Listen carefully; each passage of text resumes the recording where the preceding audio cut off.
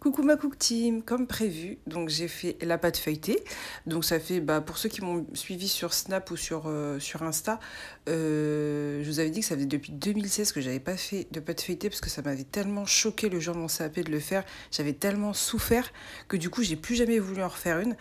Et donc du coup, là je me suis lancée, je me suis dit bon, c'est bon, arrête, c'est bon, ça fait 5 ans que t'as pas fait, 5 ou 6 ans que t'as pas fait de galette, au bout d'un moment faut se lancer.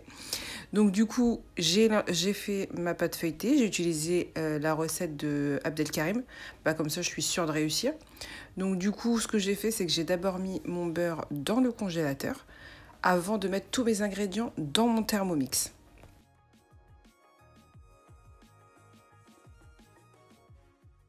Donc j'ai mis ma pâte pendant 40 secondes en mode pétrin.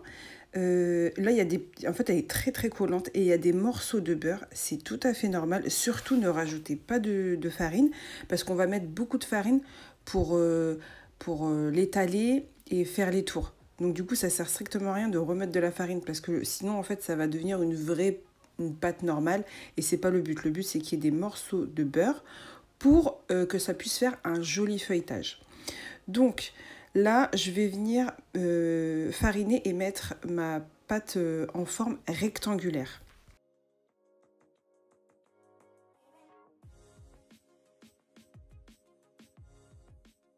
Donc maintenant que je l'ai bien étalé, je vais commencer à faire mes tours. Donc je vais rabattre d'un côté.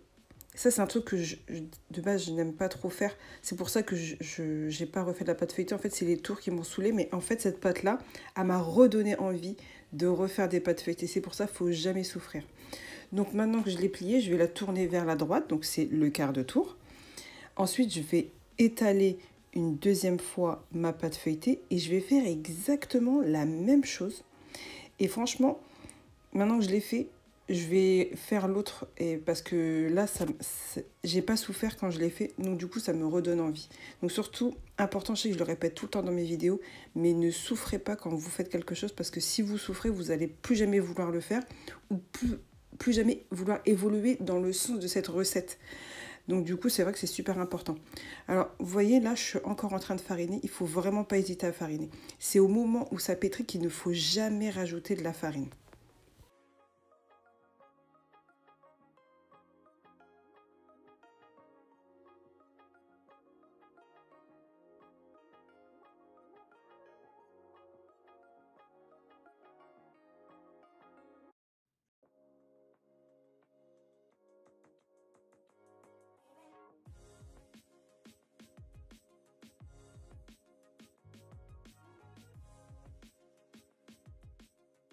Donc là, j'ai fait à peu près 6 tours, même si vous en faites 7, c'est pas grave. Vaut mieux plus que pas assez, je pense.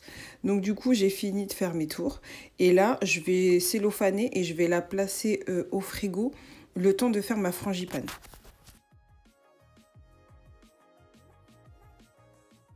Donc maintenant, je vais passer à la crème pâtissière pour préparer ma frangipane. La pâte feuilletée, elle est au frigo, elle reste au frigo. Donc là, je vais mettre du lait et un peu de sucre. Alors le sucre, c'est pour éviter que quand le lait va chauffer, vous savez que ça remonte de trop. En fait, ça va toujours, même si ça cuit normalement, ça va rester tout en bas. Aussi, un truc, c'est que je vous avais dit dans le post que j'avais fait, que j'avais mis que les 100 grammes, comme avait fait Marjo Samira, et que je testerai de tout mettre dans la frangipane. Et effectivement, j'ai bien mis toute ma crème pâtissière pour cette recette-là dans ma frangipane. Et franchement, je referai tout le temps comme ça parce que je trouve c'est dommage de gâcher les 50 grammes qui restent. Voilà, juste pour mettre 100 grammes, quoi. Donc du coup, j'ai tout mis. J'ai même pu faire 2 galettes. D'ailleurs, ça m'a permis de retester, de refaire la pâte feuilletée pour voir si je la maîtrisais réellement. Effectivement, franchement, la pâte feuilletée express, je suis contente, je maîtrise. Donc c'est vrai que je peux passer à l'étape suivante. Donc voilà, je voulais quand même vous le préciser. Je trouve que c'est quand même important de le dire.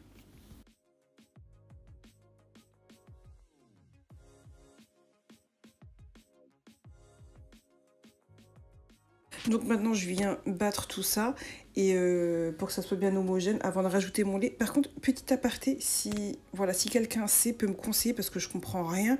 En fait, la lumière, je trouve qu'elle est trop forte et j'arrive pas à la régler. En fait, j'ai essayé tous les réglages possibles et impossibles. ça fait toujours trop clair quand il y a quelque chose de blanc. Donc du coup, si quelqu'un sait pourquoi ça fait ça, vous voyez au niveau du lait, franchement, la casserole, on ne voit même pas le lait qu'il y a dedans, sauf quand ça coule. Donc du coup, si vous avez des conseils à me donner bah voilà, pour régler, soit régler ma lumière, ou alors peut-être je la mets trop près, je sais pas si vous savez, n'hésitez pas à me le dire en commentaire, ça serait super sympa. Donc voilà, allez, retour sur la recette. Donc maintenant que j'ai rajouté mon lait en fil, vous avez vu, j'ai bien rajouté en fil mon lait. Et là, je vais remettre dans ma casserole et je vais le mettre sur le feu.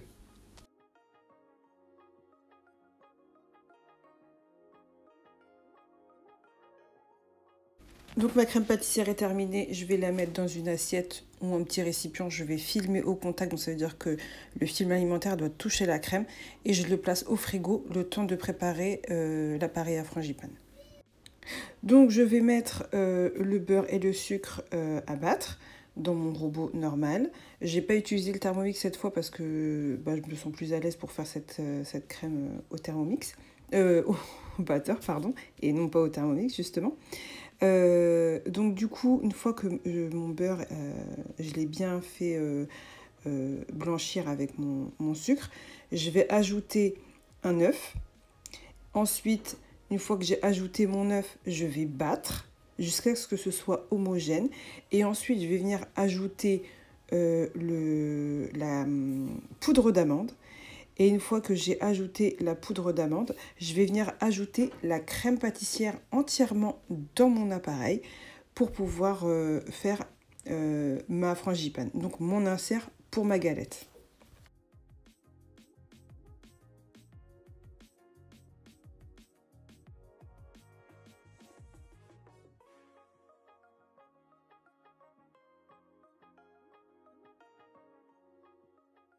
J'ai donc terminé mon appareil, je vais le mettre dans une poche à doux que je vais placer ensuite au frigo, le temps d'étaler ma pâte feuilletée et de préparer mes cercles.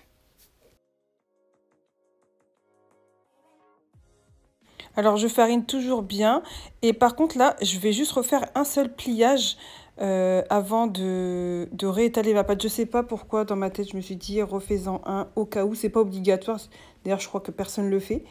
Mais je me suis dit non, fais-le, comme ça tu es sûr que la pâte elle va bien feuilleter. Donc du coup j'en ai juste fait une au cas où, mais c'est facultatif, vous n'êtes pas obligé de le faire.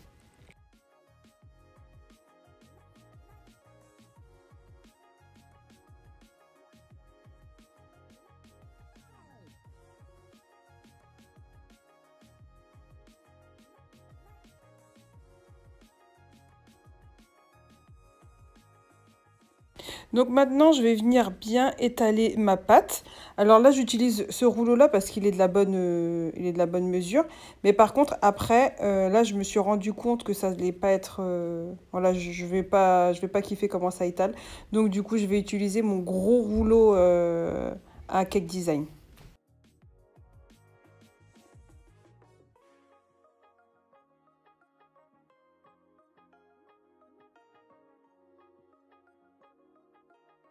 Alors maintenant que j'ai bien étalé, vous avez vu, à chaque fois, j'ai bien fariné pour pas que ça colle.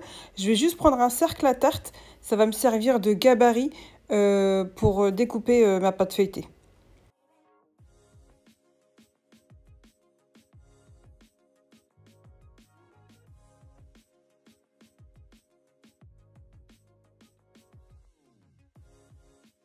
Donc le premier disque, je l'ai posé sur un papier cuisson.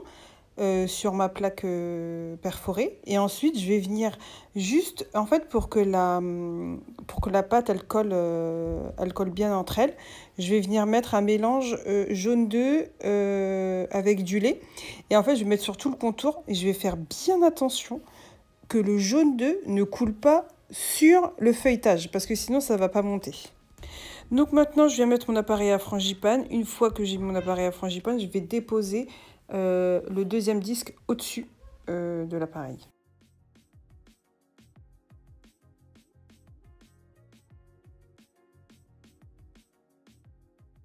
Donc voilà, une fois que j'ai fini de la poser au-dessus, alors c'est pas parfait, c'est pas grave si c'est pas parfait parce que quand vous allez décorer, vous allez faire des petits stries tout autour et en fait c'est ce qui va rendre régulier votre galette. Et je vais venir badigeonner sur le dessus mon jaune d'œuf.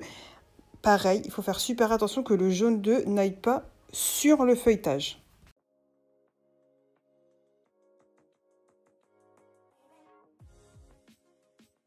Voilà, j'ai fini de badigeonner et je vais mettre au frigo pendant 20 minutes. Donc, maintenant, je vais réitérer jaune d'œuf avec le lait et je vais remettre au frigo pendant 20 minutes et ensuite, je vais faire ma décoration.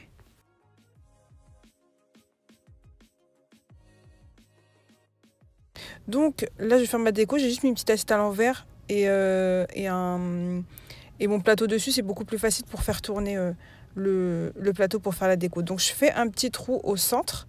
Et maintenant, je vais faire les stries. Alors ça, je vais le mettre en accéléré, mais je vais le remettre en vidéo sur mon Insta et sur mon TikTok. Comme ça, vous aurez vraiment la manière de faire en mode ralenti.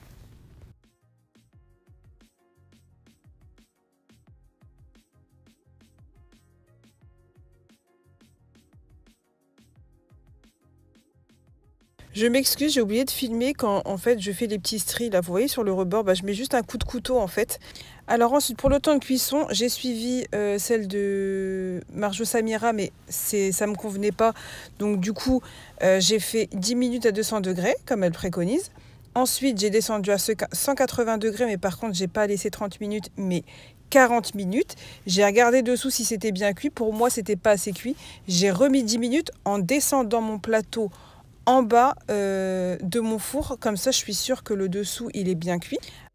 Donc j'ai préféré faire avec la pâte feuilletée, franchement il n'y a pas photo, c'est vrai que j'avais peur mais finalement j'ai réussi comme à chaque fois que j'ai peur de faire un truc.